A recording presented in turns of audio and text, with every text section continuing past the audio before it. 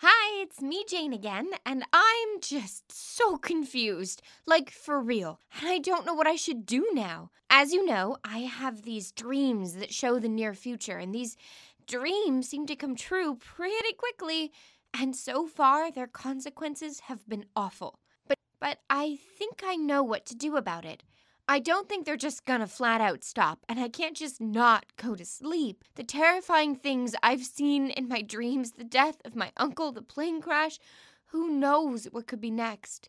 Today is only the third day of me being a future seer, and I have no idea how to control this, not to mention how to handle it. For right now, I should at least find out who I can trust and tell about my secret. My first choice is obviously going to be Samantha. Samantha's the only close person I have left. My mother would probably say that I was absurd and just start yelling. So I think Samantha's my only choice. I grabbed my phone and called my friend. Samantha answered at once, with her cheerful voice, just as always. She said she caught a cold and would stay home, but in fact, Samantha secretly told me that she was fine and her mother just let her stay home anyway. Lucky brat, honestly. Anyway, I realized that this was my opportunity. I told Samantha that I'd be coming over really soon. She seemed to be glad to hear it. I packed my bag and left the house, pretending that I was going to school. I reached my friend's house in about 30 minutes, but I didn't know what to say. Like, hey, best friend, I can suddenly see the future. Ain't that neat?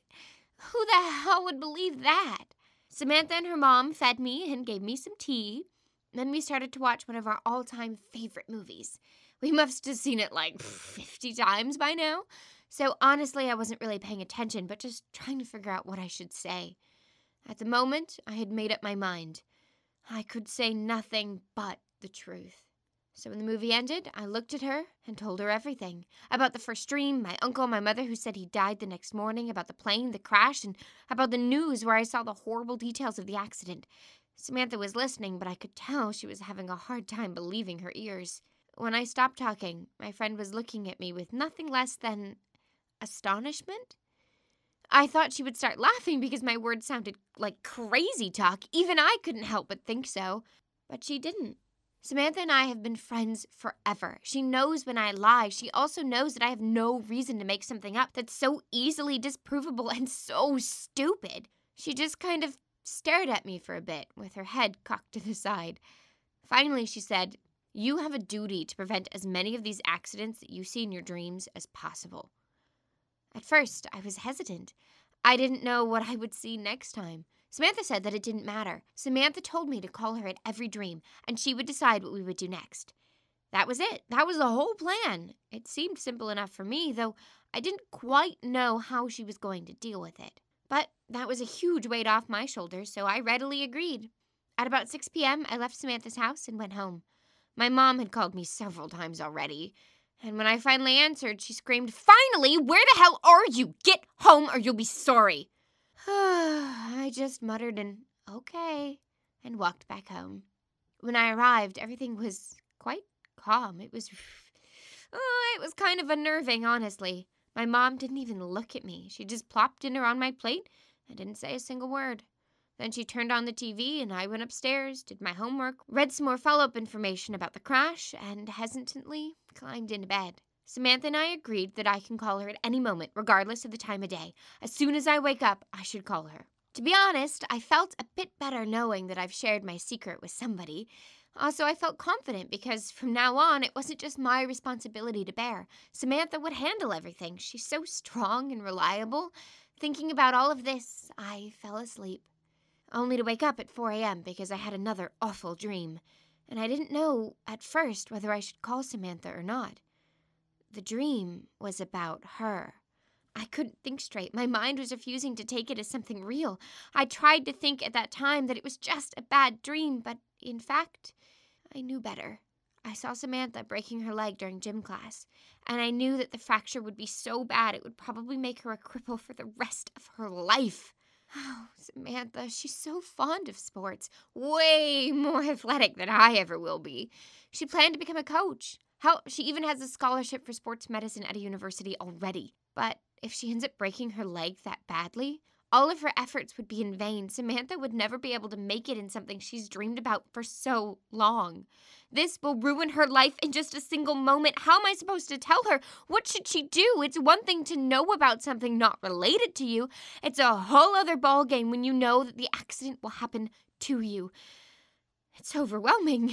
You're afraid what will happen, and everything's gonna be awful. Maybe she'll destroy herself, preventing it from coming true, like freaking Macbeth over here. Maybe everything I see is set in stone. We hadn't thought about that possibility. But I had to tell her it was my duty as a friend. Maybe she could get away from her supposed fate. She could just stay home again and lay in bed all day long. And the next night, there would be another dream, and nothing will happen. Everything will be normal, right? I didn't consider the implications of freaking free will and fate before all this. I don't know. What do you guys think? Is your life fated or is it changeable? If you don't know what's going to happen, does the answer even matter? But what about if you can see it? Would you try and change your own destiny? I laid awake after having a freaking existential crisis until it was 6 a.m. It was time. I had to call. Samantha and I had gym for first period at 8 in the godforsaken morning. At least usually woke us all up for the rest of the day. Now, obviously, Samantha was not one to skip this class. I called her. As expected, she was already awake and starting to get ready for class. She usually stretches, has a light breakfast, and then goes for a run around the block. Yeah, my friend's a bit weird, but she has a goal, and I've always admired her for continually striving for it. I quickly begged Samantha not to go to school today, but she just snickered and asked me about my dream. I started to tell her that it was about her. This time, she didn't snicker. It wasn't all that funny anymore. She wanted to know what exactly I saw. I started to tell her about the broken leg, but she began to panic and interrupted me. What did you see? What? Tell me! Please, Jane, what happened? Or I guess will happen. Why me, Jane? What have I done to you?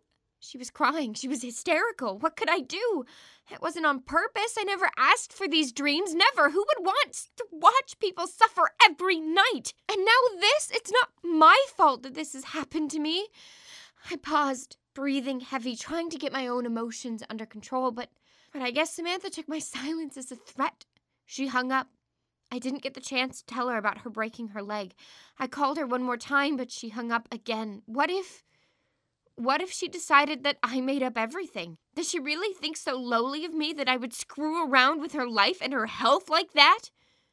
I called her mother. With a cold tone, she said that Samantha, unlike someone else, had already gone to the gym, and obviously I was that someone else.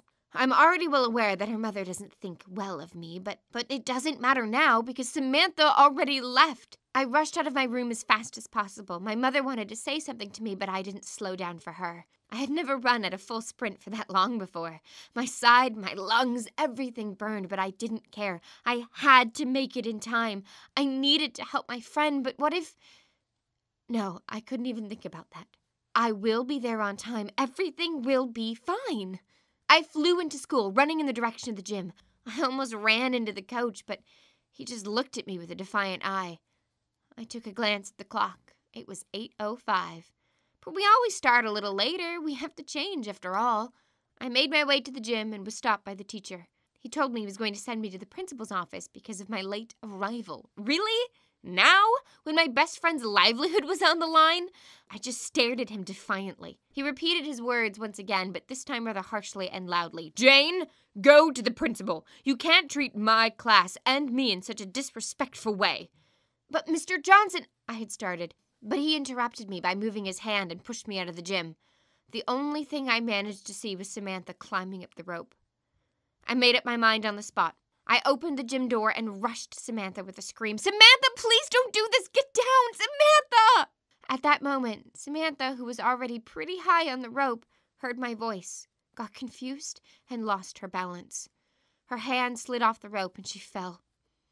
I watched everything in slow motion, Samantha falling down, landing badly, the terrified faces of our classmates, and the gym teacher trying to help my friend. I stood there, as if petrified, because I realized that Samantha fell because of me. Suddenly, I heard a terrible scream and snapped back to reality. Samantha was lying on the floor, writhing in pain. Our classmates tried to help her stand up. Mr. Johnson ran over to me, grabbed my hand, and walked me out of the gym. "You don't need to see this," he whispered through his teeth. He pushed me out of the room and closed the door in front of me. It was my fault. It was all my fault.